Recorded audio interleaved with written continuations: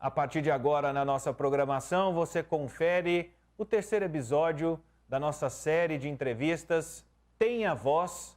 Nosso objetivo é de dar voz a você que acompanha, que vê, que se indigna com algumas ações. Nosso tema de hoje está relacionado, é claro, aos ODS, a ODS 5, em especial, Igualdade de Gênero.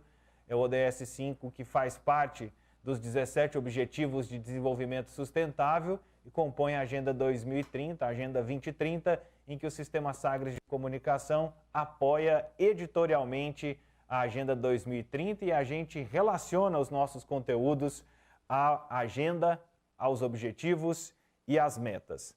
O Sistema Sagres abre espaço, então, e recebe a partir de agora a doutora Gabriela Randam, defensora pública do Estado de Goiás. Seja muito bem-vinda, Gabriela, tudo bem? Boa tarde, Vinícius. Boa tarde a todos e todas os telespectadores aqui da Sagres. Bom, Gabriela, o tema de hoje é sobre os tipos de violência, em especial contra a mulher, mas elas podem ser feitas, embora a gente extraia da Lei Maria da Penha, mas são violências que podem acontecer com qualquer pessoa. Você sabe explicar como que se chegou a esses cinco tipos de violência e o quanto ela é importante dentro da Lei Maria da Penha? Bom, esses 5 tipos de violência, eles estão previstos na Lei Maria da Penha. Como você falou, eles estão aí ligados à ODS 5. Chegou-se não somente aos tipos de violência, mas a Lei Maria da Penha, após intensa luta dos movimentos feministas, em prol da aprovação dessa lei. Durante aí, décadas e décadas, as mulheres se movimentaram, anos 70, 80, 90, e finalmente nos anos 2000 houve a aprovação da lei. Inicialmente, as mulheres elas lutavam pelo direito de votar, depois pelo direito de trabalhar, e aí, por fim, fora durante tudo isso, os direitos relativos à liberdade sexual, direitos reprodutivos, e houve uma grande revolução nesse meio tempo, até que no ano de 2002, com o novo Código Civil, houve substanciosas mudanças no que tange ao casamento, o uso do nome pelas mulheres. E um outro marco muito importante que eu esqueci de falar aqui nesse meio tempo foi no ano de 1977, a lei que possibilitou que as mulheres pudessem se divorciar, né? Antes não podia se divorciar, era somente o desquite. E aí o desquite, embora ele dissolvesse ali aquela união conjugal, ele não dissolvia o casamento. Então, a mulher e o homem, eles eram impedidos de se casar novamente. Então, após essa intensa luta dos movimentos, e aí, por fim, somado-se ao caso da própria Maria da Penha, que teve uma resposta insuficiente aqui no Brasil, precisou alçar aí a Corte Interamericana para que o Brasil fosse condenado, no caso da Lei Maria da Penha, por justamente não possuir mecanismos suficientes para proteger as mulheres. Aí chegou-se a Lei Maria da Penha e toda essa legislação que a envolve, como são os 5 tipos de violência. Então, a Constituição e a criação da Lei Maria da Penha não foi só um ato na criação de uma lei diante de uma demanda popular. Houve uma pressão internacional para que o Brasil, embora a Lei Maria da Penha seja reconhecida como um dos códigos mais modernos de proteção, né, à mulher e de combate à violência, mas foi uma pressão internacional que fez o Brasil acelerar ou construir a lei. Exatamente. Se não fosse assim, talvez demoraria-se mais anos, eu não sei quanto tempo seria. Mas o caso da Maria da Penha foi muito emblemático nesse sentido, pois o ex-companheiro dela, ele praticou 2 tentativas de homicídio contra ela na época, né? Não existia esse nome feminicídio, que só veio existir em 2015. Então, após ele praticar essas 2 tentativas de homicídio, e ainda assim ele havia pego uma pena muito baixa e considerou-se que a proteção da Maria da Penha foi insuficiente. Por isso que foi para a Corte Interamericana e houve essa condenação do Brasil. Vamos aos tipos. Eu acho que o primeiro tipo, a primeira tipificação de agressão, né, de violência contra a mulher, é a agressão física. Ela é a mais evidente, ela é a que nos deixa mais estarrecido, né? Nas últimas semanas temos visto vários casos e são imagens que nos deixam indignados. Essa é a violência mais fácil de ser tipificada, mas ela, no combate à violência contra a mulher, ela é, vamos dizer, o último estágio, Gabriela? Sim, ela é o tipo de violência mais fácil de ser identificada, porque eu costumo falar, ela deixa marcas físicas. Então, não precisa de um grande esforço nosso, né, para ver ali a mulher com roxo, a mulher arranhada, sangrando. Então, é muito fácil de ser identificada. E aí, como você falou, ela é a ponta do iceberg do final do ciclo da violência, pois o ciclo da violência, ele começa com os outros tipos de agressão, com a agressão psicológica, com a agressão moral, que são agressões mais sutis. Elas não são tão fáceis de se identificar, porque elas se misturam a atos do cotidiano. São condutas que por anos e anos foram toleradas como normais, como brincadeiras, e agora elas passaram a ser vistas como um tipo de violência. Como, por exemplo, os xingamentos, né? Depreciar a mulher, dizer, nossa, você não sabe fazer uma comida, você está muito velha, né? Enfim, diversos tipos de depreciamento que são de ordem moral. Difamá-la, né?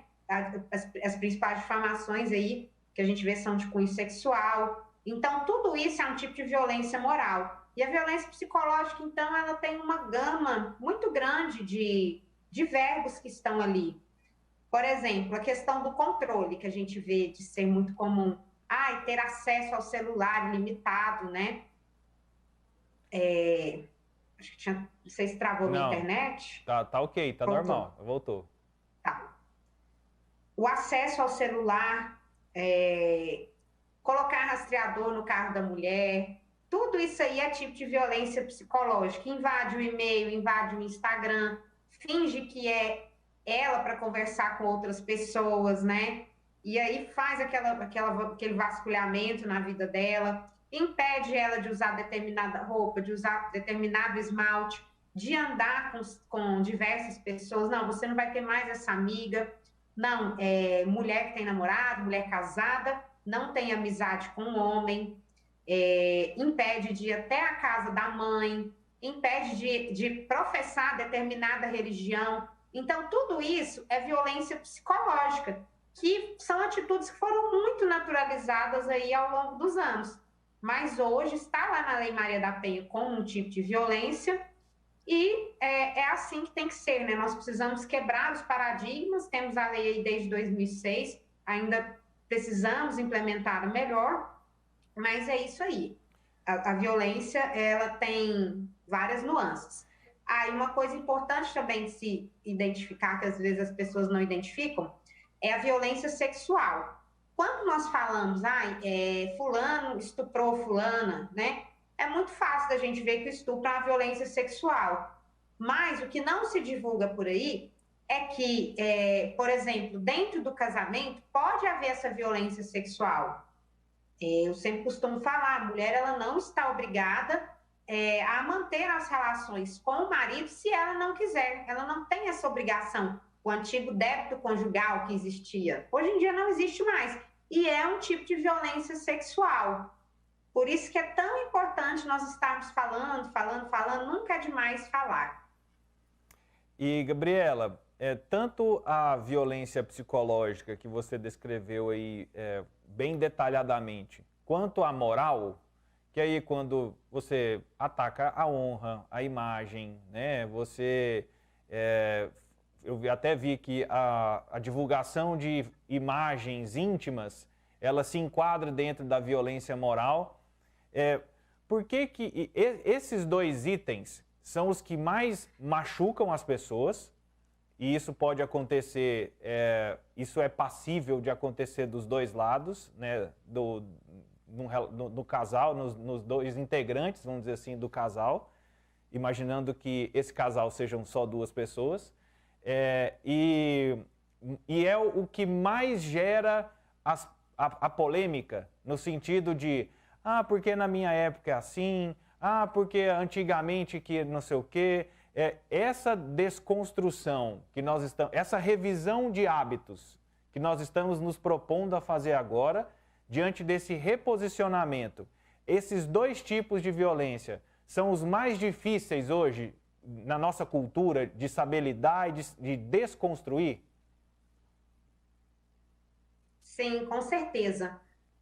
Porque foram atitudes muito comuns, né, durante todos os anos. E aí veio a Lei Maria da Penha para quebrar esses paradigmas. Eu não sei se nossos telespectadores e telespectadoras têm o costume de assistir novelas antigas.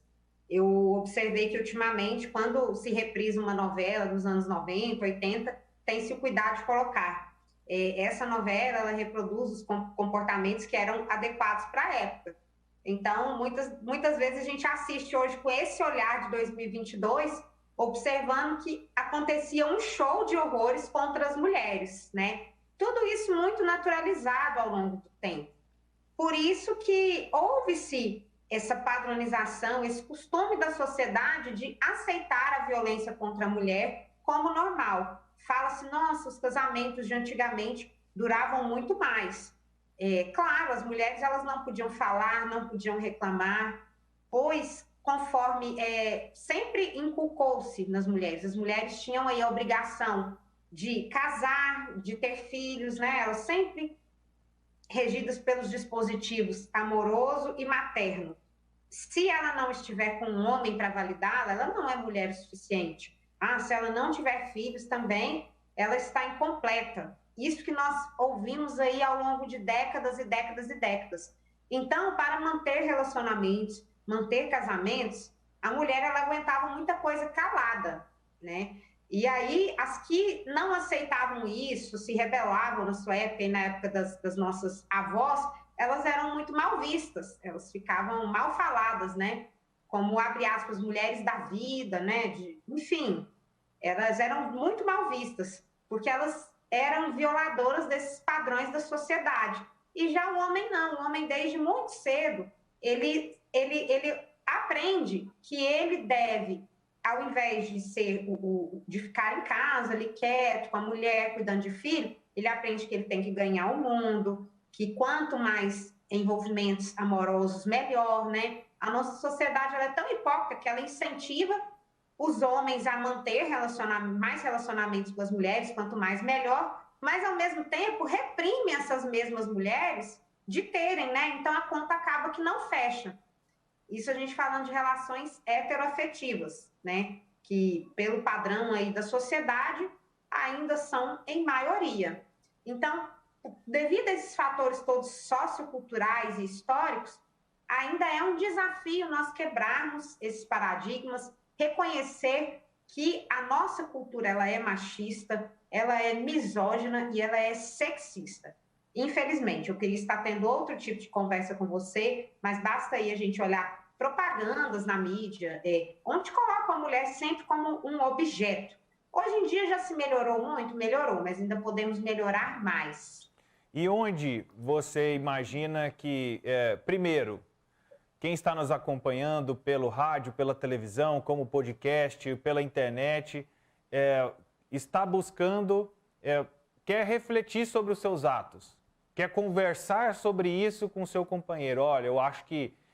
e aí, assim, na realidade, ninguém está isento dessa cultura machista porque todos foram criados e viveram nesse cenário.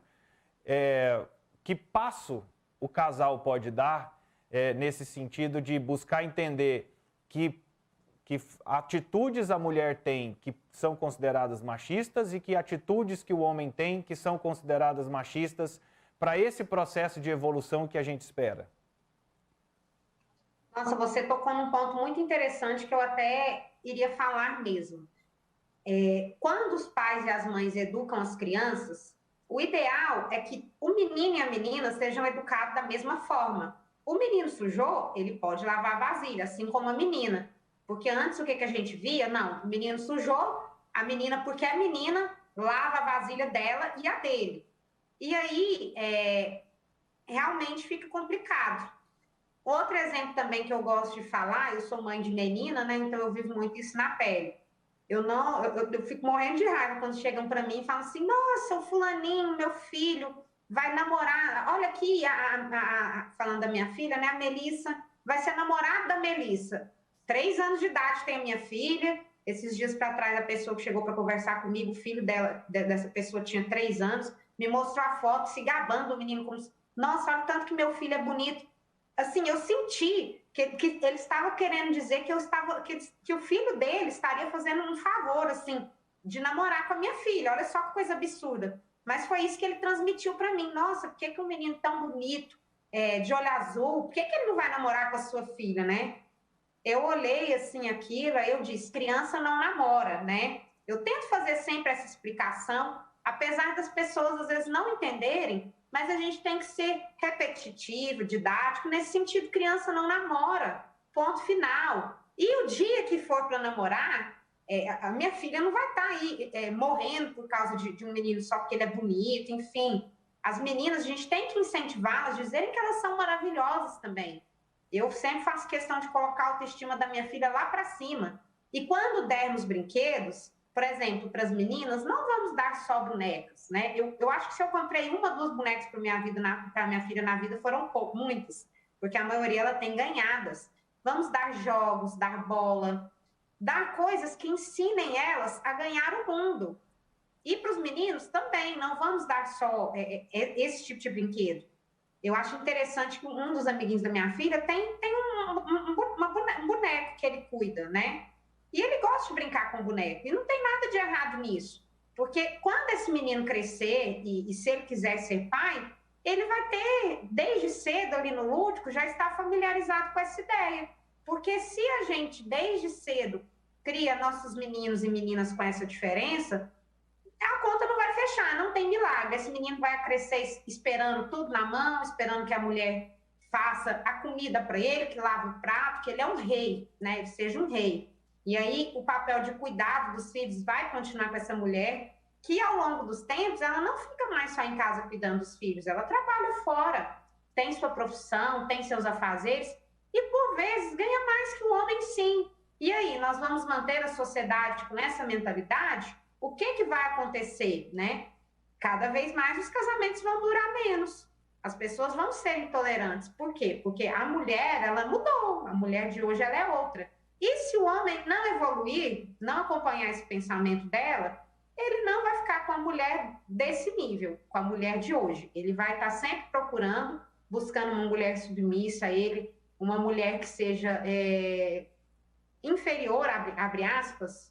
Não tô julgando profissão nem nada, não, mas uma mulher que se coloque numa posição inferior que ele e aceite muito menos do que ela mereceria. Então, acho que aí é um bom começo. E a gente tem muita informação disponível na internet. Hoje em dia, com a facilidade das redes sociais, no Instagram tem muitas dicas profissionais, tem psicólogas que produzem conteúdo de graça. Então, aí a pessoa não tem mais aquela desculpa, eu não tenho dinheiro para não ter informação. A informação está aí de graça para quem quiser ver. E no caso, se a pessoa tiver condições, a melhor coisa é contratar um profissional, uma psicóloga, um psicólogo, para tirar essa dúvida, se está sofrendo violência, se não está, né? Enfim, para esse casal, se os dois estão dispostos a ressignificar essa relação.